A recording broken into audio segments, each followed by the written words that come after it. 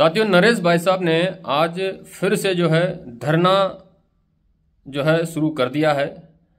धरना जो है उन्होंने स्टार्ट किया है वो क्या है, जो राजस्थान का बारां जिला है उस बारां जिले के कलेक्ट्रेट के ऑफिस के बाहर जो धरना स्थल है वहां पर उन्होंने धरना स्टार्ट कर दिया है। और धरने का कारण जो है वो ये है कि बारां जिले के जितने भी किसान हैं, किसान बंधु हैं, उनकी जो समस्याएं हैं, समस्या उनकी जो है वो ये है कि जो खाद है, यूरिया, डीएपी, फॉस्फेट, जो इस वक्त उनको जो है सरसों, गेहूं, इन सब फसलों को देने के लिए बहुत ज़रूरी होता है, उसकी बहुत भारी कमी का सामना जो है किसानों को करना पड़ रहा है। इस बात को लेकर के, इस प्रॉब्लम को लेकर उन्होंने जो है जिला कलेक्ट्रेट बारां के सामने अपना धरना जो है उसको स्टार्ट कर दिया है।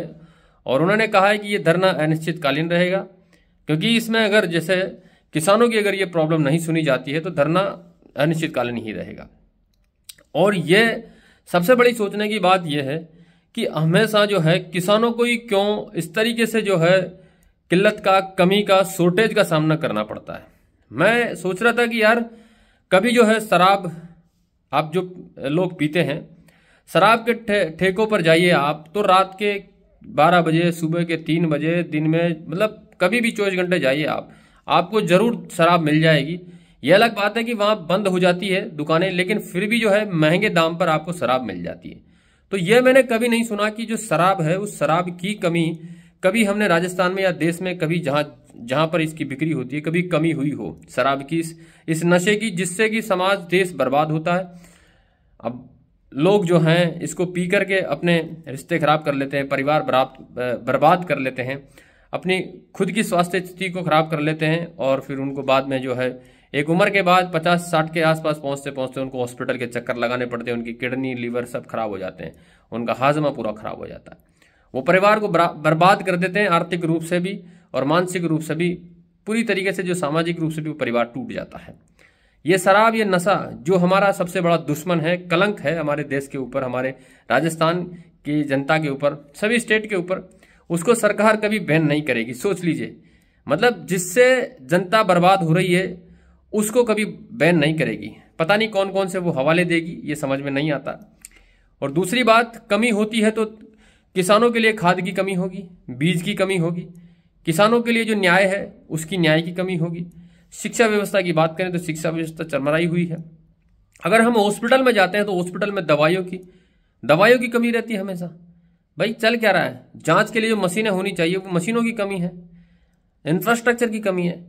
भाई जो चीज की मतलब हमेशा जो है वो अवेलेबल रहनी चाहिए, सर्विस में रहनी चाहिए, रनिंग स्टेज पर रहनी चाहिए, वो चीजें कभी भी जो है जनता को नहीं मिल पाती है। ये नेता, ये विधायक, ये सांसद, ये क्यों नहीं सोचते ये चीज है? क्योंकि जनता ही नहीं सोचती, जनता को कोई फर्क नहीं पड़ता।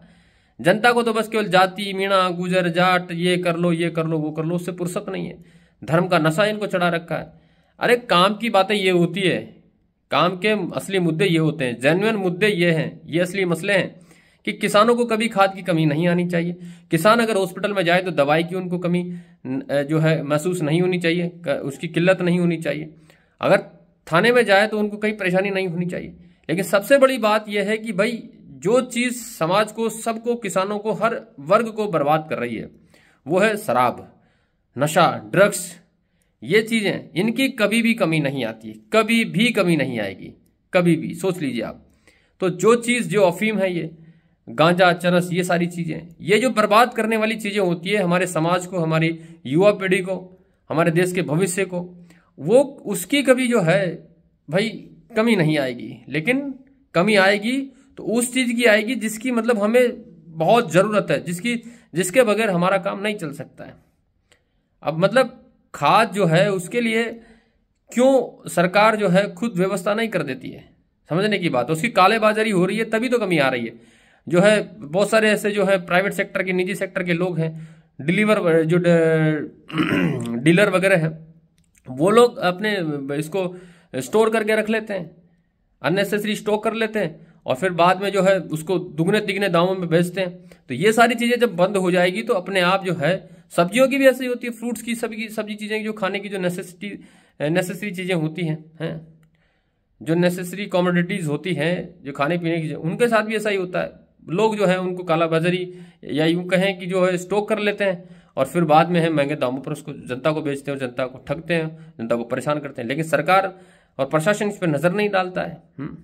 तो सोचने की बात आप सबके लिए ये होगी कि भाई क्यों ना सरकार जो है इस खाद यूरिया जो भी मिल रहा है इसको डोर टू डोर इसको जो है एक आधार कार्ड से लिंक किया जाए, और जैसे एलपीजी सिलेंडर वगैरह जो गैस सिलेंडर होते हैं इनकी जिस तरीके से जो है एक गाड़ी आती है और वो डिलीवरी करके जाती है, उसी तरीके से क्यों ना जो है घास के इसके सॉरी खाद के जो कट्टे हैं, खाद जो है इनकी डिलीवरी जो है घरों पे क्यों नहीं कर दी जाए, क्योंकि किसानों के पैसे की बचत होगी। किसान जो पेट्रोल डीजल जला करके जो आते हैं लाइन में लगते हैं, अपने समय भी खराब करते हैं, अपना पैसा भी बर्बाद करते हैं, अपने संसाधन भी बर्बाद करते हैं, वो बर्बादी नहीं होगी। और इजीली जो है किसान ऑर्डर कर देगा कि भाई इतने इस आधार कार्ड पे इतने, इस जन आधार के बेस पे इतने कट्टे, उसको एक बना दीजिए एक ऐसा प्रोग्राम और उससे जो है डोर टू डोर डिलीवरी हो जाएगी। और उसमें चार्जेज भी जोड़ दीजिए ना, क्या होता है, क्या फर्क पड़ेगा कि चलो डिलीवरी चार्जेस भी जोड़ देंगे। तो इससे बेटर मुझे नहीं लगता कि शायद कोई जो है सर्विस होगी। तो आप सब लोगों को सोचना है और नरेश भाई साहब की इस बात पर ध्यान देना है, जो उन्होंने 12 कलेक्ट्रेट के बाहर जो धरना स्टार्ट कर दिया है अपना, और वो कह रहे हैं कि मैं अभी जो है इसमें अनशन भी स्टार्ट करूंगा। तो भाई ये इंसान यार अलग ही लेवल का है यार, मतलब आपके लिए क्या क्या करने को तैयार है, फिर भी आप लोग समझते नहीं है। भाई क्या करें, जनता को समझ में नहीं आता है, जनता क्यों गरीबी बेबसी लाचारी के अंदर भूखमरी के अंदर रहना चाहती है, समझ में नहीं आता है। बस के लोग 5 किलो राशन के पीछे दौड़ रहे हो, वो एक अफीम का काम करता है, इसीलिए फिर आप कमजोर हो जाओगे और फिर जो है आप किसी के लायक नहीं रहोगे, अपनी खुद की आवाज नहीं उठा पाओगे। इसलिए आत्मनिर्भर बनो, खुद की चीजें खुद ईजाद करो, खुद कमा के खाओ, मेहनत का खाओ, फ्री का मत खाओ। ये है।